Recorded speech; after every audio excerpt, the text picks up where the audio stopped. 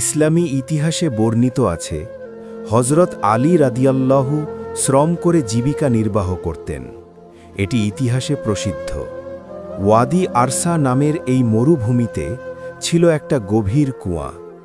এই কুয়ার পাশেই এসেছিলেন হজরত আলী রাদিয়াল্লাহু। তার কাছে তখন ছিল না ধন সম্পদ, কিন্তু ছিল শরীর ভরা শক্তি আর মন ভরা হালাল রোজি কামানোর নিয়াত।